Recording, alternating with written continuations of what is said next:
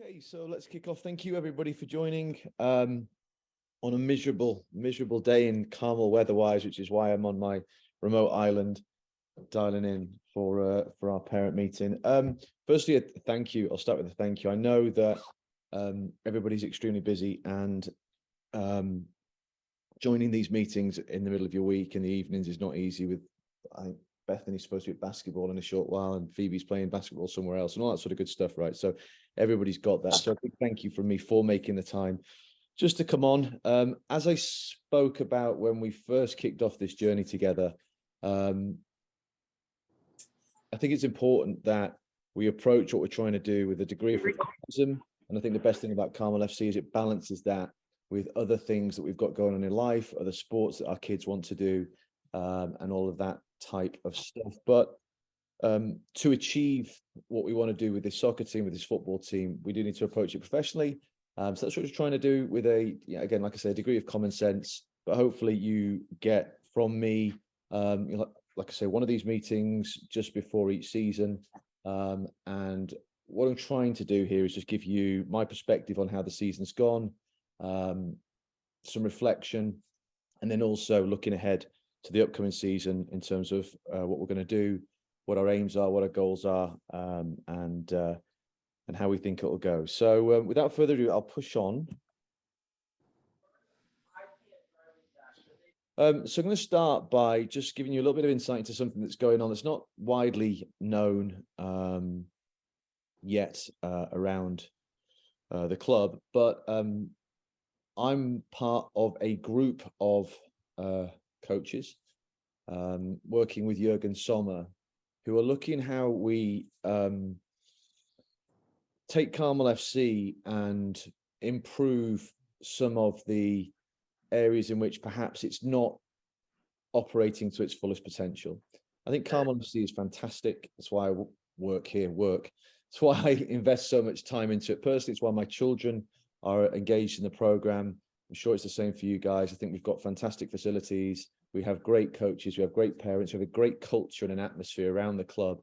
But there are areas within it that are frustrating. We've seen one super recently with the incident at Bridget at Badger, and I believe our lack of attention to detail and professionalism around how we deal with player injuries at our facilities and things like that. So that's one area. You can talk about the team app. You can talk about our website presence. You can talk about the marketing of the club and its brand throughout the town and the local area. And there's things we feel strongly as coaches that you know we as a club could be doing better. Carmel FC is unique in that it's part of Carmel Dad's Club, and Carmel Dad's Club has to look at each sport evenly and distribute funds and time and effort in a proportionate way, which is absolutely right. But I think we're all sat here as customers of an entity, whatever it might be, paying a lot of money. You all pay a lot of money. And for that, I think you've got every right to expect a level of service, a level of product, and a level of output, experience, whatever it might be, for your player, for your child. So again, I think that we can do better. It's not to say we're doing bad now. It's not to say the club's terrible. That's not where we're coming from at all. But if you look at our competition, and there is competition, Indy Fire are buying up soccer clubs like it's going out of fashion to create this monster. Best of luck to them. Hoosiers are just on our doorstep. Premier, Pride, we've got competition wherever we look, and you know, I want my daughter and I want your daughters to play for what we believe to be the most competitive, the most well-organized, most well-run, most empowered in terms of facilities and spiritware and uniforms and all the things that create the experience that these kids have as they go through their soccer careers. That's what I want for the football club. So anyway, that long intro into describing what's on screen. And the first thing we needed to do when we approached the meetings, which started now about 4 or 5 months ago, actually, was to define what Carmel FC is. So you can see on screen there, I actually wrote this and somehow managed to get it through. But you can see what we're trying to become, what we want to become, the direction of travel. And I hope that resonates with you as parents and as consumers of what the club's trying to do. And the important message that I wanted to convey, wanted to share, was that there is stuff happening to improve and to get better. And I'm appreciative of you believing in myself, in Doug, and Kristen and Kim and the whole management team here in Jurgen. But I feel, when I'm observing, when I'm looking, I get frustrated by certain things. I'd be lying to you if I didn't share that. So we're doing something about it. So yeah, that's what the draft mission statement looks like. I think it summarizes our club well. I think we've got a unique position in the market in terms of, you know, who we are as a city, a town. Sorry, and then how we compete and punch above our weight in certain situations. And this team, our team, is certainly a team that does that. And my sort of, you know, absolute ambition and desire for this group of players, young athletes, is that we continue to grow, we continue to develop, and we continue to play wherever we can to fulfill our potential. And you know, there's no ceiling to that as far as I'm concerned. We can go as far or as little as we want to. So that's what we want for the kids. Next steps in terms of this program, there will be stuff coming out to parents. That's going to be probably in the next couple of months. Right now, there's a survey going out to all coaches for the first time in the club's history that I'm aware of, to ask the coaches what they think of being a coach at Carmel FC. There's a lot of people giving up a lot of time and investing, you know, their precious family time into this club, and there's a lot of frustration out there. So anyway, that communication is starting, and that's a really important first step. And then the next thing after that will be a parent meeting and a parent survey. So I'm passionate that you as parents and every other parent who pays into this program and contributes and is a key part of what we do gets the chance to sort of feed back into the club's administration as to how we feel. So more to come on that later, but I just wanted to give you some insight into that as we kicked off the call.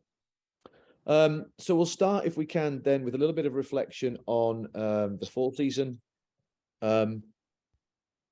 You know, honestly, it was an emotional season. It was exhausting from a coaching point of view. I can tell you that. It's funny, obviously, I'm a big soccer guy, as you all know, and I follow my team and Liverpool, and we had some great times in the last 2 or 3 years. And I remember the seasons where we actually won the Premier League or we won the European Champions League, and the emotion you invest into watching those teams sometimes can take away from the enjoyment of the thing that's happening in front of you. So I hope you did enjoy the journey. I can't say that I did. I can say that after the fact, there was a huge sense of relief, because if you think before the season, in the summer, going into the season, it was incredibly important to me that wrongs that I felt the girls had suffered in the spring, in terms of how we set them up, in terms of how the GLC League had treated the club, and perhaps might not have treated other clubs in the same way, had you know, the name on the brand been different, and the way the season ended in the State Cup sort of semi-final, losing on a penalty shootout, etc. I felt a burden of responsibility, a deep burden actually, that I wanted to see these kids go and win something on their own backs. You could see it in their eyes. I know footballers, I knew they were good enough footballers, but there was a real mental challenge for all of us that we needed to address, and only the kids could do that on the pitch. Doug and I can take them so far. We can set it up. We can give ideas. We can, you know, create the frame. But you know, as same with you guys, right? You're on one side of the field, we're on the other.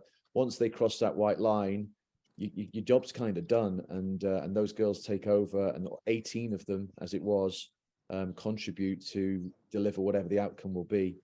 And then when you look at it now, because I don't have the stress of every single game. I remember the first game actually of the season, which was who? I can't remember. It was 1-0 against somebody.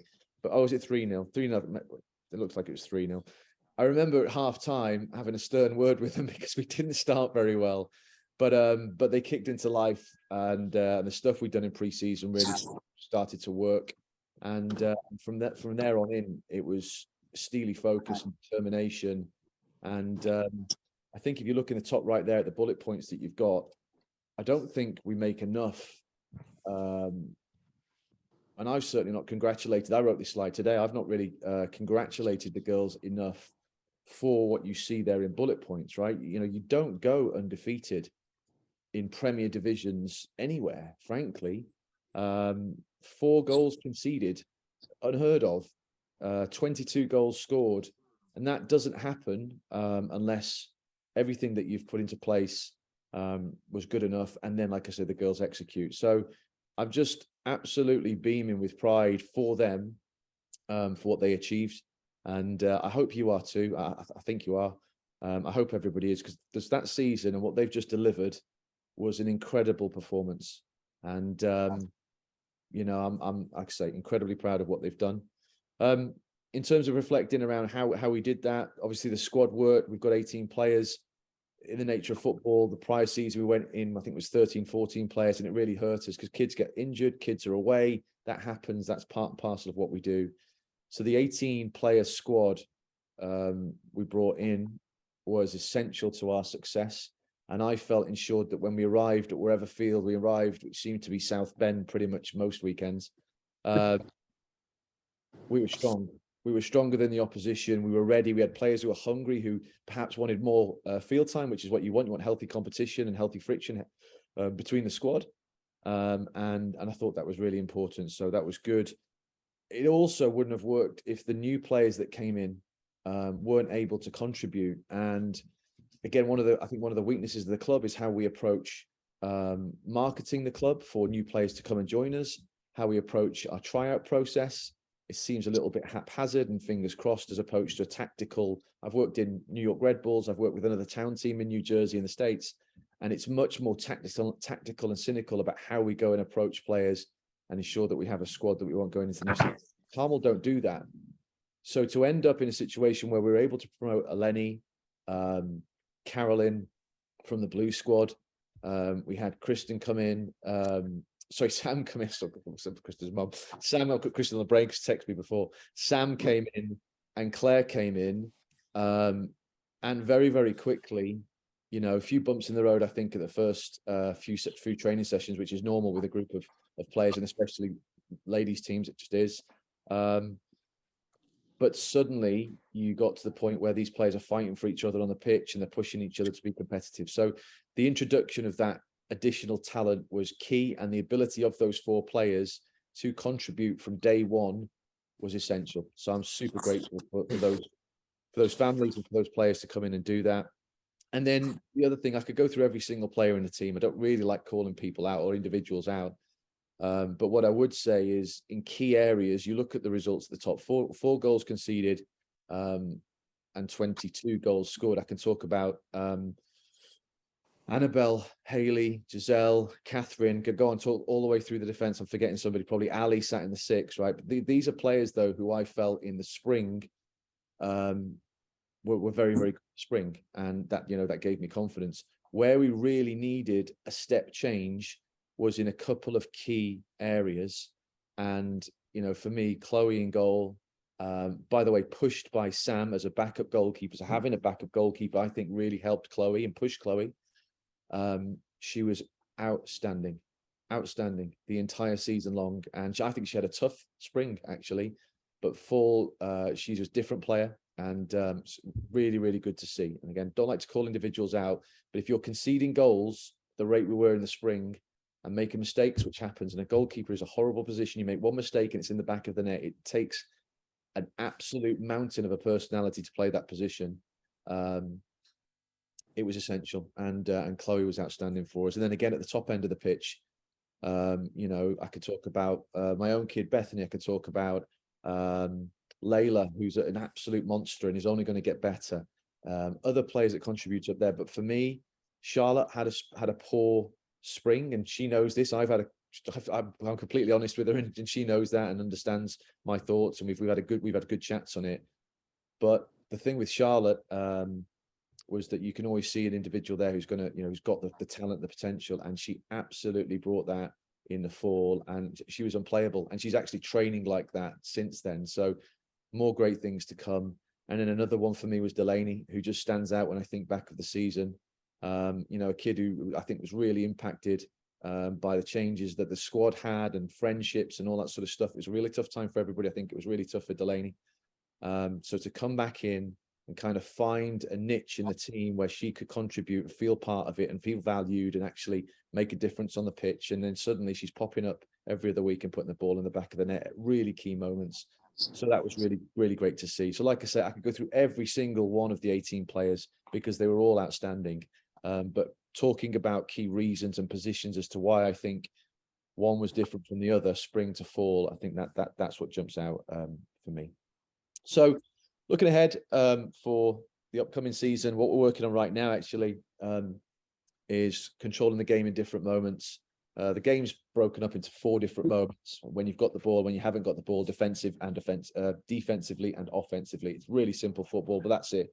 You work in those 4 areas, and if you're good in 2 and not in the other 2, you're going to have some challenges. So the key is to be solid across the 4, and we are good in a number of them, but we have to be better when we're under a lot of pressure. And you saw that in the final 2 games of the season, which was right at the end, where the girls could touch the silverware, the shiny stuff was right there, and the pressure was there, and we lost a little bit of our fluidity and our connections and those sorts of things, and ended up going across the line through brute force. But at that point, you get the job done in any way you can. So what we're doing now with Eric, who I'm delighted to say has joined the coaching staff and is really helping in Badger. Eric, myself, and Doug, working with them on Tuesdays and Wednesdays right now, with that as our focus, being able to control the football in those 4 phases of the game in a better way, which we're going to need based on the step up that we're going to take. And that's what the other bullets refer to as well. So that's where we look like. But like I say, you know, reflecting the season, the league table speaks for itself. So the results don't lie. Some key moments and some really, really good moments. And especially, again, final reflection for me would be up at Grand Park, playing on that gorgeous pitch, which was right next to the Colts training field, and going up against some old friends at Fire and really putting to rest. You know, they were up for that, and they really felt that they could beat us, and if they had, they could have gone on and won the league. And it was so important that we turned up and put a marker down. And again, that they did, and that was great to see. So good season all in all, and yeah, delighted with the performance of the kids, and I will remind them of that when I see them next Tuesday, because I don't think I have done enough.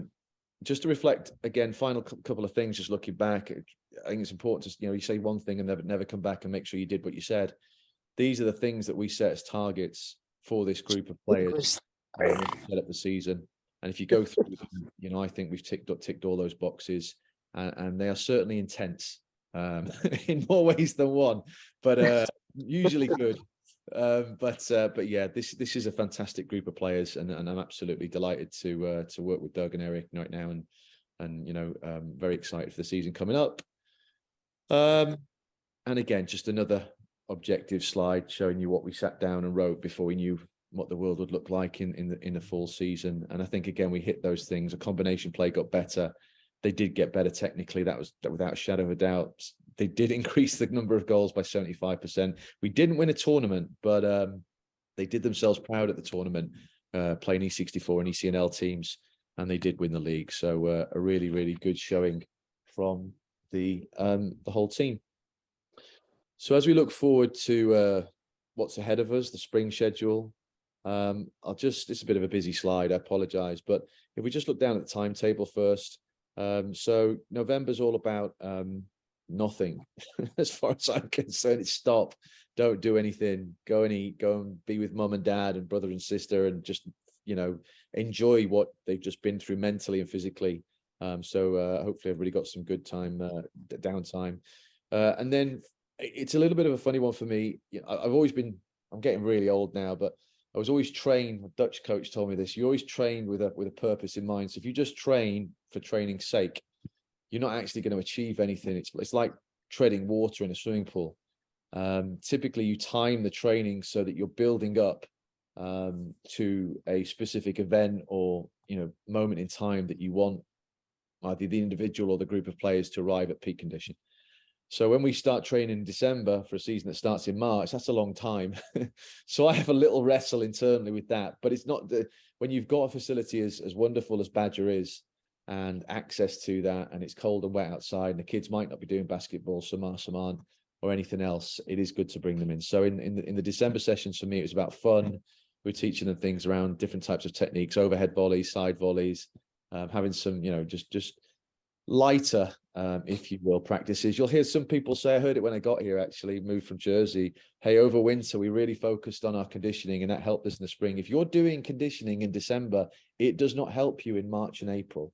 It doesn't, right? You would lose, unless you are staying at the 100% maximum level of periodization, you're not going to be fit in April and March. If you start in December, you're just going to be exhausted, burnt out, and you'll have players who are injured. So it's really important this is done in a scientific way with a really careful approach. So we're in that phase now as we move into January. Again, lighter sessions as we started the month. It was actually 2 nights ago. We brought them in. We didn't have the full squad because, like I said, we have some players who play basketball, which is fine, it's part of it, and others who have other commitments. But we had a good squad. We typically around 12, 13 players. And then some nights we're getting up to 17, 18. We've obviously got some injuries now, so that's affecting that number. But on Tuesday, we was the first session. We kind of let them off the leash, so to speak, and they turned up expecting to do drills. And we actually went straight into a full, I think in American football, I'm watching Hard Knocks now, so I'm picking all the lingo up. It's a full pad scrimmage. So yeah, the girls went at it, and it was interesting. We had Doug and Eric in goal for each team, taking a lot of verbal abuse from certain quarters on the field, but it was good to see them really having a go and starting to. That was they don't know this, but you do. This is the start of cranking up that dial a little bit as we increase the physical load and start to really push them a little bit. And we'll continue to do that throughout the rest of this month as we start to combine more physical conditioning type exercises with the ball, and then apply that into working on the ball mastery that I talked about before, owning the football. You'll watch, if you've downloaded the Trace games, and please do, because they expire after a certain period of time. But if you go back and look at our games, it's a little bit of a hot potato. I don't know if that translates or not, but the ball lands and then it's got to go somewhere else really, really quickly. And you do need to play quick, but we need to play quick with purpose, so we can have it for a second and a half, 2 seconds, and then give it to somebody and get it back. Those are the things we're trying to instill and to teach. Instead of just, I have to kick the ball forward and chase after it, which is a little bit of where we're transitioning from now. So we'll continue on this sort of rhythm now, two nights a week. The hours, listen, it's first world problems, right? The hour isn't enough for us, if that makes sense, for the training session. They get there, we have to warm them up. They're 14-year-old girls now. Got to be careful of ACLs and hamstrings and thigh injury, all these different things, especially with female athletes. So we have to take our time to do that, which eats into some of the time that we've got in the field. So the hour really goes quickly. But again, I'm not going to sit here and moan about the facility that we've got. It's fantastic. So we'll continue to work in the vein that we've got. And then as we move into February, the intensity will be cranked up and up and up as we're heading towards the Turf Classic that you can see up there in the right-hand corner in March. We're hoping to, Kristen, Kim, Doug, myself, we're trying to figure out a way to, so all the messages have been going out this week, get the girls to have a couple of friendlies in Badger during February, which I think would be invaluable. Scheduling is tough. Life is tough. So Kristen is a superstar, as is Kim and Doug, and they're working tirelessly. Despite me, I don't help them at all. I get in their way, but they're working to figure out if we can possibly make it happen with all the different conflicts that we've got.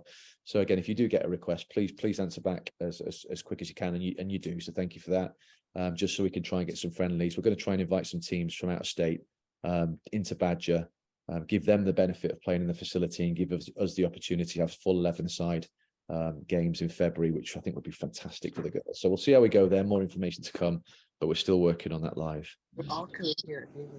So we get to the season. You can see at the top part of the slide, there are 6 fixtures. We've moved up to the Great Lakes Conference. Somebody asked me why we've moved up to the Great Lakes. If you look at our ISL fixtures, or ISL, sorry, the table that I had on the screen a short while ago. So we conceded 4 goals. We scored 22. We could go do that again, and we'd have some fun doing that. But I'm thinking, honestly, quite selfishly, as a coach, I want every player, every player in this 18-person squad to be in the best form and have competed at the highest level possible as they go into high school. And our kids will go at different points because there's obviously different ages. We have players that are overlapping in our group. But there's some going in the fall right now. After we finish this season, the fall season, they'll go into high school in the respective towns. So for me, I want to, if we can, and I believe we can, push the group to compete at that level. And what you'll see, everybody came over to Blue Chip in Cincinnati. We played the E64, ECNL teams. You see, that's what we're going to be up against every week. And they're good football teams. They're usually physically quite strong. Their technical abilities are good, but so are ours. So I think the last time we were in GLC this time last year, I think it's probably a little bit too early. We're much stronger this time round in terms of numbers, in terms of capability and physicality. So that's the job that we've got, and I'm looking forward to seeing the girls compete at that level. The good news is we do not have to go to South Bend ever again, which is wonderful. I sat on the scheduling call and somehow managed to convince all these other coaches to come and play us, which was good. So we don't have to go anywhere apart from possibly NWI Lions, who are up at the top of whatever the freeway is that goes to Chicago. I don't know the number, but is it 69 or 70? I don't know, whatever. So anyway, we'll confirm NWI Lions. Their coach isn't currently speaking to us as quickly as we'd like him to. So Kristen is hounding him on a daily basis. So we'll get that one locked in. But that was the team we actually played on the last day of the season. They were in ISL Prem. So they're a good football team. So anyway, we'll get those shows logged in. But as you can see there, Premier, Sky from Kentucky, Boreal from Minnesota. Fun fact, they're 800 miles away. And they fly to every fixture and generally come in the day before and train on the fixture. So I'm really interested to see that club. Because that's how universities operate. That's how MLS teams operate, or women's MLS teams operate. So we'll see. Javanon, who we remember from last year, we played those down in Evansville, I think it was, and Lexington, also from Kentucky, and we know NWI. So that's who we're going to play. And then on the back of that, obviously, we have the State Cup to come, which ended in a semi-final, as we say here. For us last year, and we went out to Fort Wayne, Dresden, so in a shootout. So let's see what we can do this year. But it's all super exciting. Apologies, I'm late with player evaluations. If anybody comes before our sessions, you'll see me on the pitch with the 2011s, 34 players in that group, and they'll go 11v11 in the fall. So we had to write 34 player evaluations in December. Is my reason and justification that you guys have not received evaluations, which you should have, but you will. Again, it's my commitment to you to run this and to operate with the professionalism I think it needs and you deserve. So you'll get these. I've said by the end of Jan, if that's okay. I've got a few bits going on in my day job that pays the mortgage and puts food on the table. It's just tying me up at the moment. Again, incredibly grateful to Kristen, Doug, and Kim and Eric in terms of helping me with that. But by the end of the season, I'll have in your inboxes player evaluation, which I'd love for you to read through, sit down with the player and talk them through it as well.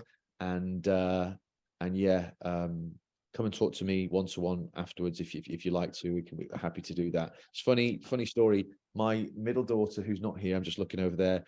She's intense, Ruby. I love her. Obviously, I love her. I'm a dad, but she plays the 2011. So I got Matt Sinex to write her evaluation, and I had to sit down with her and read Matt's comments with her. And it was a very interesting experience to be the parent in that situation. And she didn't agree with everything. So that was a great dynamic for me to see it through a different lens. But anyway, I think it's a worthwhile exercise. It's all done, like I say, not to do a report card from the prior season, but it's completely focused on setting the player up for success in the upcoming season around areas of development and things that we can be doing between now and then to make that happen. So that's what and then finally, I'm gonna do for time. Look at that, 40 seconds. I might even get this done. I just threw this slide back on that I had in it was spring last year when we had our first parent meeting in this format. And these were my asks, right? Lean and get involved. Let's be, communicating. Let's make it two-way. Let's kind of take the formality down And I'll deliver the professionalism, hopefully that you resonate with in terms of the football side of things. But as a group of parents, which is what we are, let's start talking more. Let's get together and really sort of bring this group, this community together, which we've absolutely done. So thank you everybody for that. I asked for your help in moving off Signal, onto Signal and a little bit away from TMAP, risking the wrath of Jeremy and Jurgen, but I can't stand TMAP. I think it's the pits, right? And one of my ambitions as the committee member that I am now is to get rid of it and get TMAP back in, but we'll see how successful I am or not with that. But Signal, I think, has been really, really great for, I have a management group. I have a group for the Sagility players who play on Sundays. I have the wider parents group that you've got here. The 2011s do the same. And it's just felt that we can be so much more dynamic in a variety of different situations and circumstances, communicating with each other and helping each other out when we need rides, and we're at tournaments and we're at the hotels and all that sort of good stuff. So hopefully you feel that way. Again, if not, we can Q&A at the end, or just call me or text me, and happy to discuss. Thank you to the volunteers. Thank you to the guys who doing the, it wasn't Vio in the end, it was Trace. And I hope you enjoyed Trace. I thought it was outstanding. Thank you for believing in that as well. But thank you to the chaps for doing Trace. Thank you to John for doing the digital, the great photographs that he does with the digital SLR camera, and all the stats and stuff we actually got from Tracy, and so it was great. We didn't do it in the fundraising committee, but I left this one to last. A huge thank you to Matt and Laura, really, but there are others that I should mention for taking the stuff off the pitch, and us as parents, and creating the end of season thing at the pizza place, which is, by the way, the best pizza I've had in Carmel. So I'm locked into that pizza place now forevermore. I thought the parent gift Christmas thing, thank you to the Inmans for hosting. But just, Beck came back after a few glasses of wine with a nice sort of selection of bath bombs and stuff, and she's telling me all about how it went, and the girls, the players, they seem to have a great time as well. So thank you for all that. Thanks to the dads for coming for the beer that we had and the pizza outside at the bar that I think's now gone, as Carmel continues to develop. So again, incredibly grateful for what we've achieved. And again, I think it's important to look back and reflect and pause, and that's how we kick on again. So looking forward to seeing what we're going to do in the spring season and the summer as well. So thank you, Laura and Matt, from me and everybody, I'm sure, involved. So in terms of slides, I'm done. You'll be pleased to know, shortening this down, making it quicker, hopefully. Just wanted to give you a flavor again of reflecting back, looking forward. We've done a lot of the admin stuff in terms of the heavy lifting when we started this off the beginning of last season. So we'll just keep on rolling. We'll keep on trucking. I believe in these girls, and I'm absolutely confident of their ability to have another good season. But we'll see. Like I say, it's down to them on the pitch. But we'll do everything we can to make that happen.